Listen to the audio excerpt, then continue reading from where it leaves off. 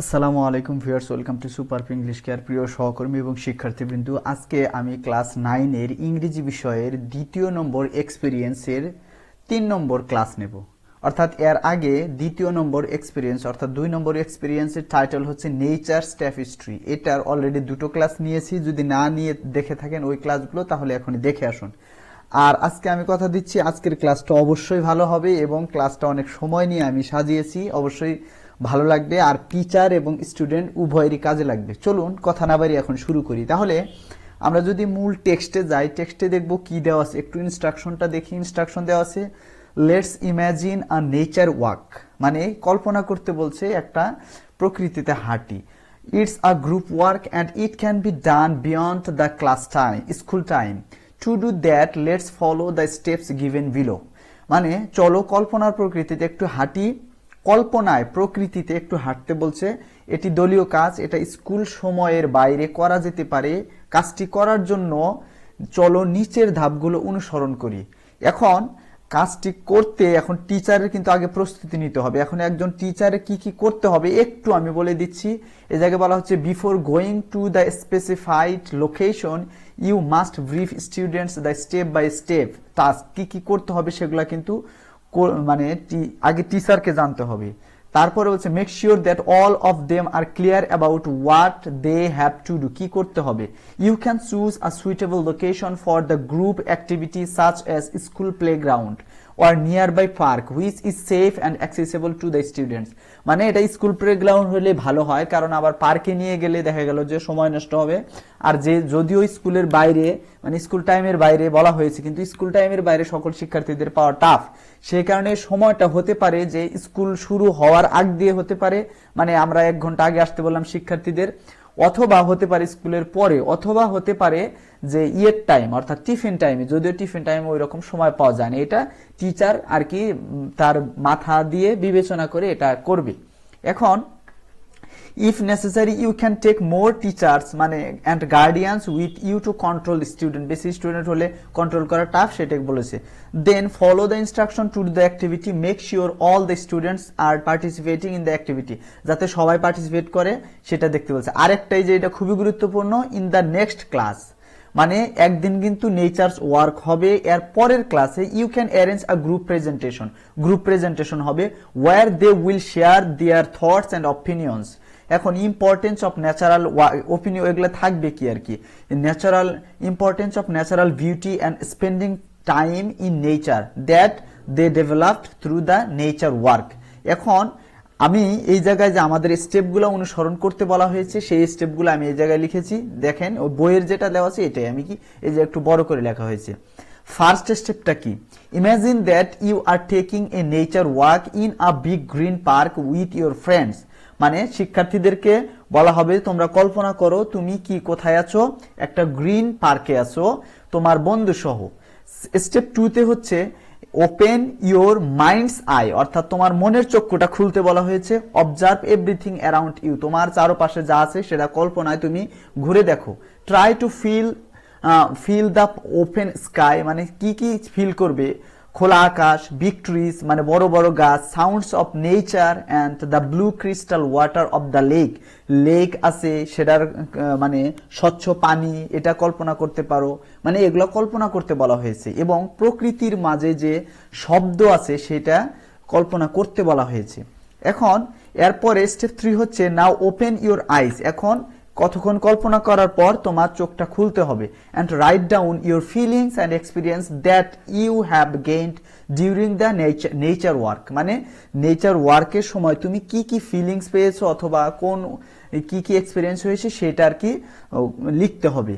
Each group will sit in a circle and discuss the notes they took by observing the nature. Then they prepare the first draft of composition on their experience of that nature work.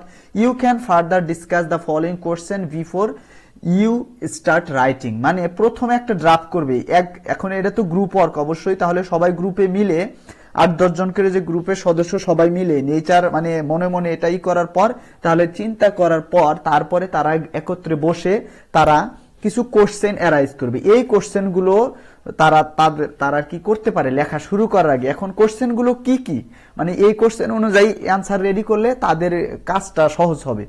আর এই জায়গায় বইয়ের মধ্যেও কিন্তু এই কোশ্চেনগুলো দেওয়া রয়েছে। এখন আমি বই থেকে কোশ্চেনগুলো নিয়েছি এবং আমি কি করেছি, উত্তরগুলো রেডি করেছি।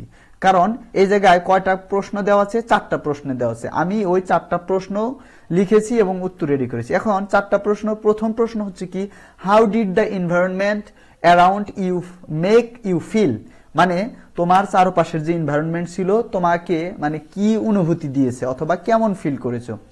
এখন আমার অ্যান্সার হচ্ছে, when I stepped into the vast expanse of green park, a sense of tranquility washed over me. Fresh air and the scent of the plants refreshed me physically and mentally. অর্থাৎ আমি যে সময়, এটা তো আমি মনে মনে ঘুরে বেরিয়েছি, যে সময়ে আমি এই যে বড় ফিল্ড অথবা গ্রিন পার্কে আমি ঘুরেছি, ওই সময় আমার মানে ট্রাঙ্কুইলিটি মানে শান্তি আমার মনে বয়ে গেছে। তারপরে ফ্রেশ এয়ার, মানে এটা মানে অবশ্যই বুঝতে তো, ফ্রেশ এয়ার সতেজ বায়ু, এবং সেন্স অফ প্ল্যান্টস মানে গাছপালা যে আছে তাদের যে সুগন্ধি, সেগুলা কি আমাকে ফিজিক্যালি শারীরিকভাবে এবং মানসিকভাবে একদম রিফ্রেশ করেছে, সতেজ করেছে। এরপরে question 2, did it evoke any specific emotions or memories, মানে এই যে এই নেচার ওয়াকের যে কল্পনার রাজ্যে যে ঘুরে বেরিয়েছে, এটা কি তোমার ভিতরে কোনো ইমোশন জাগ্রত করেছে কিনা, অথবা যে আমাদের বাল্যকালের যে চাইল্ডহুড মেমোরি রয়েছে, কোনো মেমোরিজের কথা মনে পড়ছে, এই যে মেমোরিজ বলেছে, চাইল্ডহুড না, মেমোরিজের কথা মনে পড়েছে কিনা। এখন আমি যেটা লিখেছি, of course I found myself surrounded by a chorus of nature sound, মানে চারপাশে আমি পেয়েছি যে চারপাশে কি রয়েছে, কোরাস মানে সমসুরে যেটা গাওয়া হয়, মানে প্রকৃতির সাউন্ড পেয়েছি। Some positive emotion such as peace, joy and tranquility evoked in my mind, এগুলা আমার ভিতরে কি ইভোকড হয়েছে, ইভোকড মানে জাগ্রত আর কি। It reminded my childhood memories in nature, মানে আমার প্রকৃতিতে যে চাইল্ডহুড মেমোরি রয়েছে সেগুলোও কি হয়েছে, স্মরণ করিয়ে দিয়েছে।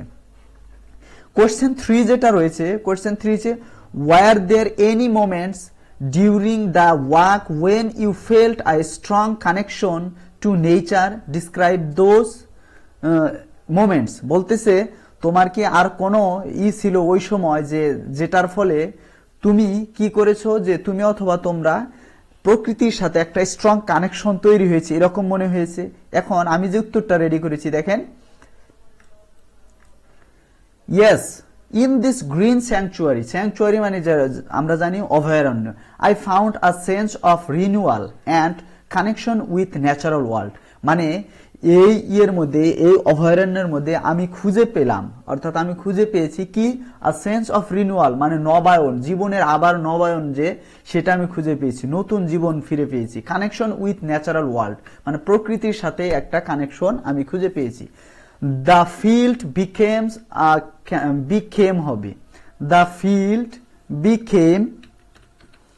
became a canvas for self reflection and contemplation, মানে ওই ফিল্ডে আমার জন্য হয়েছিল কি, ক্যানভাস ফর সেলফ রিফ্লেকশন, মানে আত্ম রিফ্লেকশন মানে কিন্তু মানে কোনো কিছুর প্রতি প্রতিফলন করা, আত্মপ্রতিফলন, এবং কন্টেম্পলেশন মানে ধ্যানের একটা জায়গা তৈরি হয়েছিল। As I immersed myself in the serenity of the green big field, I was reminded of the profound beauty and the therapeutic power of nature. এখন profound beauty মানে আমরা জানি গভীর যে সৌন্দর্য, এবং থেরাপিউটিক বলতে রোগ নিরাময় করার যে পাওয়ার প্রকৃতিতে রয়েছে, সেইটা কি আমাকে স্মরণ করিয়ে দিয়েছে। কারণ ওই জায়গায় যাওয়ার পর আমার এরকম মানে মানসিকভাবে আমি ভালো হয়ে গেছি, সেইটা প্রকাশ পাচ্ছে এই জায়গায়। নাম্বার 4 যেটা রয়েছে, how do you think spending time in nature can influence our well-being and perspective on life, মানে তুমি কি মনে করো যে প্রকৃতিতে সময় কাটালে আমাদের কি ইনফ্লুয়েন্স হবে, সেইটা আর কি বলা হচ্ছে। এখন আমি যে উত্তরটা রেডি করেছি, spending time in nature can influence our well-being and perspective on life, মানে আমাদের যে কল্যাণ, মানবিক কল্যাণ এবং আমাদের যে লাইফের প্রতি যে দর্শন, সেটা কি করবে আমাদের এই যদি আমরা ইয়ের সাথে সময় কাটাই, অর্থাৎ নেচারের সাথে সময় কাটাই, প্রকৃতিতে সময় কাটাই, তাহলে এটার প্রতি আমাদের প্রভাব পড়বে। কি প্রভাব পড়বে এই জায়গায় দেওয়া রয়েছে, the stresses and worries of everyday life seemed, এটা হবে সিমড অথবা this is seem to fade away, replaced by a deep appreciation for the present. এটা বলা হচ্ছে the stresses and worries of everyday life, মানে যে আমাদের বাস্তব জীবনে, প্রাত্যহিক জীবনের যে স্ট্রেস রয়েছে, চাপ রয়েছে, আবার বিভিন্ন যে আমাদের দুশ্চিন্তা রয়েছে, এগুলা কি করবে, of life seem to fade way মানে হচ্ছে উড়িয়ে যাওয়া অথবা ধূলিসাৎ হয়ে যাওয়া, replaced by deep appreciation for the present, আর মানে বর্তমানের প্রতি আমাদের কি হবে, একটা মূল্যায়ন তৈরি হবে। অ্যাজ এ রেজাল্ট, এর ফলে nature work can have a holistic impact on our physical, mental and emotional aspects of life. এর ফলে আমাদের প্রকৃতির এই যে হাঁটার ফলে আমাদের কি হবে, হোলিস্টিক মানে সর্বোপরি অর্থাৎ সার্বিক একটা ইম্প্যাক্ট পড়বে। কিসের প্রতি, আমাদের শারীরিক, মানসিক এবং ইমোশনাল লাইফের প্রতি একটা অ্যাসপেক্ট পড়বে আর কি, ইনফ্লুয়েন্স পড়বে। এখন এরপরে স্টেপ 5, এগুলা কিন্তু আগে কি করতে হবে, যে প্রত্যেক স্টুডেন্টের এগুলা প্রশ্ন করার পর যে কার কার মনে কেমন প্রশ্ন রয়েছে সেগুলা নোট ডাউন করবে। এরপরে সবাই মিলে একটা কি করবে, সবগুলা একত্র করে একটা গ্রুপ প্রেজেন্টেশন করবে। গ্রুপ প্রেজেন্টেশনটাও আমি রেডি করেছি, কিভাবে করতে হবে। এই যে 5 নাম্বার স্টেপ কিন্তু দিয়েছে, finally share it with other groups, মানে অন্যান্য গ্রুপের সাথে শেয়ার করতে হবে। তার মানে গ্রুপ প্রেজেন্টেশন, প্রত্যেক গ্রুপেই প্রেজেন্টেশন করবে। আমি প্রেজেন্টেশনটা যেভাবে রেডি করেছি ওইটাই কিন্তু এই জায়গায় কিছু কাজ করা হয়েছে। যেমন প্রেজেন্টেশনের যে স্টাইলটা, hello friends, you know that, তোমরা জানো যে yesterday we had an amusing experience of nature work, আমরা গতকাল একটা কি করেছি, যে নেচার ওয়ার্কের একটা এক্সপেরিয়েন্স পেয়েছি। নাও, বর্তমানে কি, এখন আমরা কি করব, now we are going to share our thoughts and opinions on that nature work, এখন আমরা কি করতে যাচ্ছি, ওই নেচার ওয়ার্কের যে আমাদের অপিনিয়ন এবং আমাদের চিন্তা ভাবনাটা শেয়ার করতে যাচ্ছি।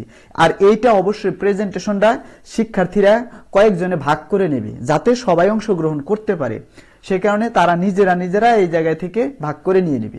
আর এটা তো সবার এক হবে এমন না, সবাই মিলে একটা প্রেজেন্টেশন তৈরি করবে এবং নিজেরা ভাগ করে নেবে। এরপরে আমি যেটা লিখেছি, ওয়েন উই স্টেপড, ওই জায়গায় থেকে কিন্তু নিয়েছি, ওই জায়গায় আই দেওয়া ছিল, এই জায়গায় উই দিয়েছি। When we stepped into the vast expanse of green park, a sense of tranquility washed over all of us, ওই জায়গায় মি ছিল, এই জায়গায় অল অফ আস দিয়েছি, যেহেতু এটা সবার। Furthermore, তারপর fresh air and the scent of the plants refreshed us physically and mentally. More importantly, we found ourselves surrounded by a chorus of nature sound.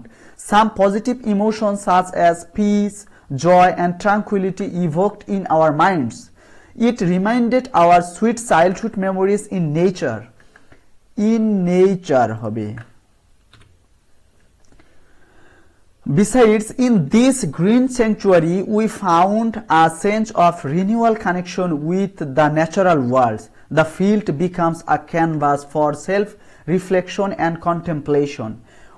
As we immersed, ওই জায়গায় কিন্তু as I দেওয়া হয়েছিল, যেহেতু আমরা সবাই মিলে করতেছি সেই কারণে, as we immersed ourselves in the serenity of green and big field, we were reminded of the profound beauty and the therapeutic power of nature. তারপরে শেষে কিন্তু একটু অন্যরকম রয়েছে, while taking nature work we felt that the stress and worries of everyday life seemed to fade away. As a result, nature work can have a holistic impact on our physical, mental and emotional aspects of life. So এই যে এর পরে কিন্তু আমি কি করেছি, একটু অন্যরকম করেছি। So we can say that, সুতরাং আমরা বলতে পারি যে বক্তা শেষে বলবে সে এটা বলবে আর কি। সুতরাং উই ক্যান সে দ্যাট, আমরা বলতে পারি যে spending time in nature can influence our wellbeing and perspective on life.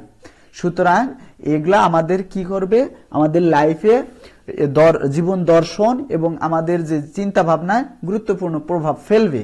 Let's have, এই যে আমরা বলছি তাহলে চলো, let's have such nature walk whenever we get time and make a strong connection with nature to refresh our mind.